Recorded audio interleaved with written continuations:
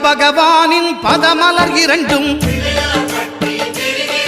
எங்கள் வலம்புரி நாயகன் வலக்கையின் கீழே புத பகவானின் பதமலர் இரண்டும் எங்கள் வலம்புரி நாயகன் வலக்கையின் கீழே ஞான தேவியின் கணவன் புதனாம் ஞானம் நமக்கு கை கூடும் எங்கள் கற்பகத்தானின் வலக்கை காண வாக்கு வன்மையும் கை சேரும்